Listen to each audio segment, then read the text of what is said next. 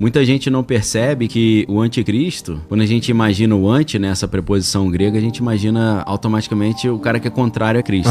Mas também pode ser considerado um substituto, uma falsa versão. Pseudo-Cristo, né? Um pseudo-Cristo, né? Um falso Cristo no sentido de uma versão parecida, porém falsificada. Então, essa guinada para a direita no mundo e esse renascimento dessa defesa do cristianismo, por essas figuras, eu vejo como altamente perigoso, porque parece um protótipo de falsos cristos. Porque ambos estão se colocando contra isso. Lá nos Estados Unidos, muitas pessoas estão falando, olha o Trump, o julgamento dele foi totalmente injusto. Ele foi julgado ali numa região que todo mundo era contra ele pediu pra trocar e tal. Então é como se ele estivesse padecendo ali de uma paixão de Cristo, o calvário dele. Aí começa a aparecer um monte de pinturas e imagens dele crucificado, Trump crucificado e tal. Só falta agora ele morrer e ressuscitar, que é o que muita gente tá especulando que isso aconteça. Que ele sofra algum tipo de atentado, tome um tiro, sei lá, e aí ele fica um tempo lá no hospital, depois volta, os caras... ressuscitou. Então pode parecer muito louco isso, mas esse discurso tá sendo pregado... Rolou aqui no Brasil, né? É. O cara com o sobrenome era Messias. Então, né? esse discurso tá sendo pregado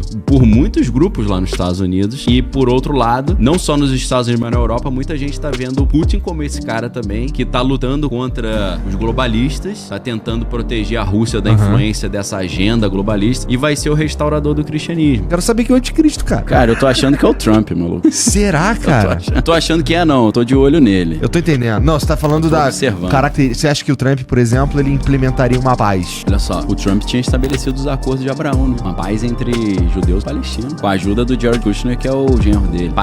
Coisas históricas. Os caras que se odeiam sentaram na mesa e assinaram o acordo. Aí o que aconteceu? O Biden entrou e cancelou. Então, cara, se você pegar, tem uma foto do Trump em 1983, ele com uma pombinha no colo, falando que ele ia trazer paz entre judeus e palestinos. 83. Você não era nascido, meu, eu tinha 1 ano só.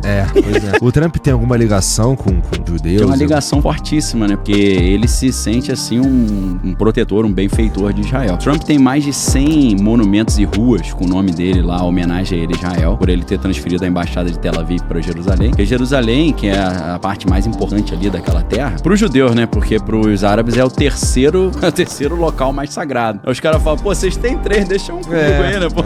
Eles controlam mesmo a parada lá, né? Controlam. Isso foi até Foi Israel, deu uma moral, né? Falou, não, pode ficar aí com... Falou, não vou chegar chegando, não, fica aí e tal. Israel foi aumentando o território conforme eles foram sendo atacados, né? Israel tá sempre aberto a trocar paz por território, como eles fizeram com o Egito. Na época que o Egito atacou Israel, eles tomaram a península do Sinai e eles falaram com o Egito, ó, se vocês assinarem um acordo de paz, devolve a península do Sinai pra vocês. Tem petróleo, tem tudo. E não deu outro. Manda aí, te assina. Então eles estão sempre falando isso, mas os caras, sempre alguém sabota, ou é do lado israelense ou é do lado palestino. Na hora que vai rolar, alguém ou mata o cara, ou arruma uma coisa pra estragar a amizade. Então, assim, o Trump, ele é muito bem visto lá por causa disso. Ele teve uma coisa que eu achei muito curiosa, que fizeram uma medalha em homenagem ao Trump lá em Israel, com a foto do Trump na frente e atrás um desenho, uma gravura do rei Ciro, que era da Pérsia. Não sei se você lembra dessa história da Bíblia. Os judeus, quando foram dominados pela Babilônia, foram levados pro exílio babilônico, né? E aí Jeremias falou que ia ser 70 anos e tal. E eles falaram, cara, e aí? 70 anos já tá chegando, como é que a gente vai voltar pra casa? Aí um rei Pérsia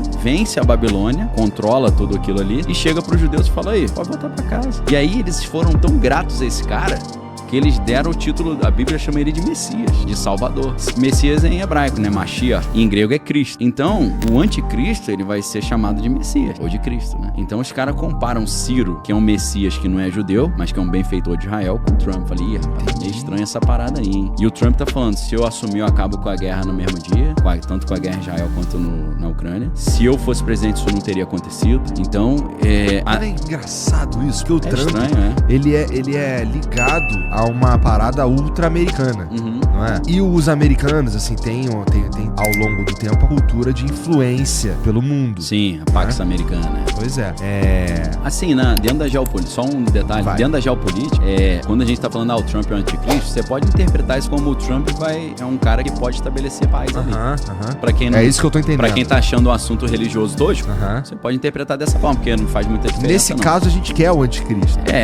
Pelo menos a princípio vai ter as criancinhas vão sofrer menos na primeira fase, né? Eu não quero anticristo. Qual que é a segunda fase? Porque a história da Bíblia do anticristo é 3 anos e meio fingindo que é gente fina e 3 anos e meio soltando cachorro por cima de todo mundo. Então 3 anos e meio dá certinho, falsa né? paz. Sobra 6 meses ali certinho, né? Pra 2030, né? E aí? Se você 7 anos, né? Apesar que a gente já tá em 2024. Mas se você pensar que começou em 7 de outubro de 2023, né?